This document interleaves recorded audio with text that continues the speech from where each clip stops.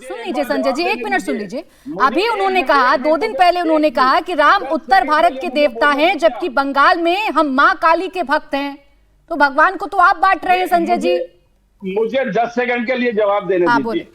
उन्होंने उत्तर भारत के देवता कह दिया, उनमें सुधार की आवश्यकता है और मैं इस बात को स्वीकार करता हूं। 1 नंबर 2, उत्तर भारत में ही यूपी के नेता नरेश अग्रवाल देश की संसद में बैठकर क्या कहा था उसको याद कर लीजिए। किसमें कौन बसे, किसमें कौन चले, इस बात का जवाब ले लेती हूँ। भाई उन्होंने तो अपनी भूल स्वीकार कर ली सिद्धार्थ यादव जी, और कितना बदलाव चाहते हैं आप भाई।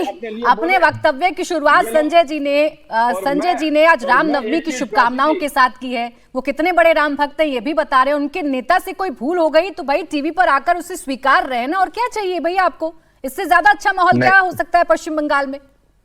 ये तो प्राची जी बहुत अच्छी बात हो गई है। हम अपेक्षाएं इतनी कम कर लें कि पूरी सरकार आए, हिंदुओं को गाली दे, रोज हिंदुओं के खिलाफ बोले, फिर कोई एक प्रवक्ता को टीवी पे बैठाए। ये प्राची जी ये क्या तरीका हुआ? संजय जी चुप हो जाइए, सुन लिया आपकी बात, 5 मिनट बोल रहे थे, चुप हो जाइए। मैं बोलूंगा उसके बाद बोल लीजिएगा। प्राची जी इनको 2 मिनट और बुलवा लीजिए, आप इन्हीं को बुलवा लीजिए। संजय जी बोलते रहिए, बोलते रहिए।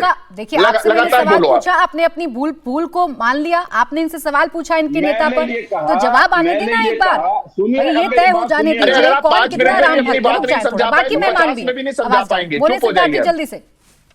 मैं प्राची जी कह रहा हूं, ये तो बहुत अच्छी बात हुई। पूरी सरकार लग जाए हिंदुओं के खिलाफ, सारे नेता लग जाए हिंदुओं के खिलाफ, सारे ग्राउंड पर उनकी स्थिति ऐसी बना दें कि उनको कोर्टों में जाना पड़ जाए, और प्रवक्ता टीवी पे बैठ करके कह दे हाँ इसमें सुधार होना चाहिए था। किस रामनवमी मनवाएंगे आप? कि नेता कहें कि प्रभु राम तो मुस्लिम थे और उस पर चुप रहे ममता बनर्जी, आप रामनवमी मनवाएंगे? राम राज्य की स्थिति आप अपने राज्य में बनाने का प्रयास करें तो क्या बात बनती? आरजीकर में रेप केस हुआ और आरजीकर में अभी एक हार्ट अटैक से मृत्यु हो गई। आरजीकर एक डेथ चेंबर बन चुका है।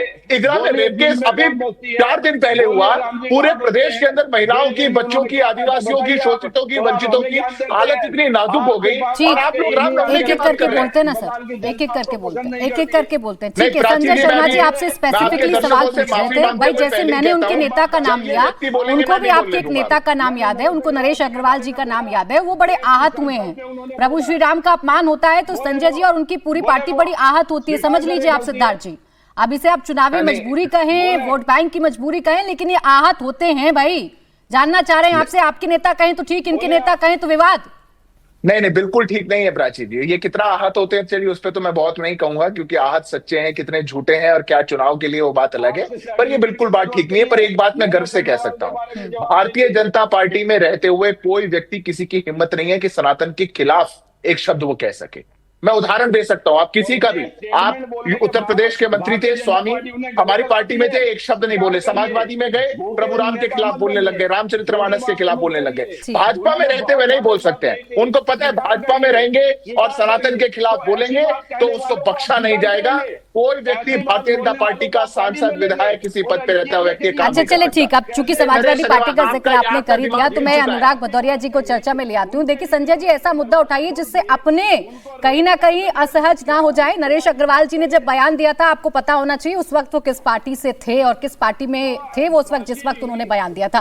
खैर अनुराग भदौरिया जी, जब राम का नाम आता है तो आपकी पार्टी का नाम स्वतः आ जाता है। कोई बात कंप्लीट नहीं होती जब तक आपकी पार्टी का नाम ना आए। बात सिर्फ इतनी भर है कि राम का नाम लेना कब से राजनीति हो गया। अगर बीजेपी मना रही है रामनवमी तो इसमें क्या तुष्टीकरण या ध्रुवीकरण नजर आने लगता है विपक्ष को? तो बीजेपी को ये भी कहना चाहिए, जो प्रभु राम को विस्की में, रम में खोजेंगे उनको हम अपनी पार्टी में ले लेते हैं। ये चरित्र है भारतीय जनता पार्टी का। जो प्रभु राम का अपमान करेगा उनको पड़खों बिछा के अपनी पार्टी में शामिल कर लेंगे और उनके बेटे को रम का मंत्री भी बना देंगे। ये इनका चाल, चरित्र और चेहरा है। दूसरा, इन्होंने बोला, निषाद जी ने बोला था प्रभु राम दशरथ के बेटे नहीं, ये कैबिनेट मंत्री हैं, भारतीय जनता पार्टी के सहयोगी दल हैं उत्तर प्रदेश में। क्यों नहीं नाता तोड़ दिया आपने? मैंने सत्ता के लिए प्रभु को कोई कुछ भी बोल देगा, आप सत्ता चुकी आपको पानी, इसलिए आप सह लेंगे। इसके मतलब आप सत्ता से प्यार करते हैं, प्रभु से नहीं। इसलिए प्रभु के आदर्श आचरण को नहीं अपनाते। हम प्रभु के आदर्श आचरण को अपनाते हैं। अयोध्या में मुझे आशीर्वाद मिला, आपको नहीं मिला। और जहां तक आप पश्चिम बंगाल की बात है, ये आज से नहीं है प्राची जी। मैं जब छोटा था ना, बचपन में पूरा हिंदुस्तान दुर्गा पूजा देखने के लिए पश्चिम बंगाल जाता था।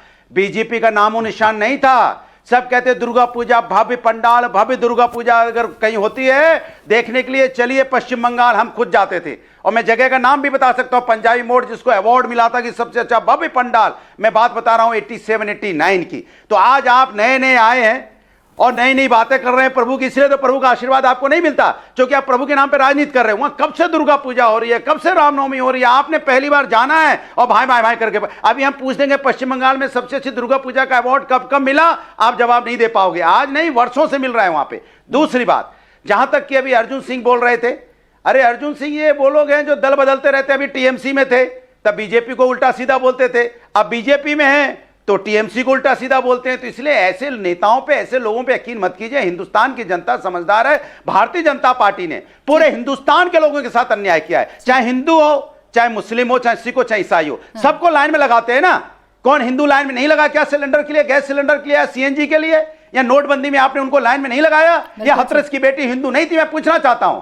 या जिस तरह की गोली मार दी गई अभी बनारस में, वो हिंदू नहीं था? बिल्कुल ठीक है अनुराग भदौरिया जी, भाई प्रभु श्री राम का आशीर्वाद अगर आपको प्राप्त है और भारतीय जनता पार्टी अच्छा नहीं करती है, ये सिर्फ राजनीति करती है, तो आज आप भी मुझे आश्वस्त करिए सर, जिन जिन नेताओं ने आपकी पार्टी के अंदर रहकर प्रभु श्री राम को लेकर या रामचरितमानस को लेकर जो जो बोला है, आप उन सब पर कार्रवाई करेंगे सर, और एक नजर से कार्रवाई करेंगे, किसी को छोड़ेंगे नहीं अनुराग जी?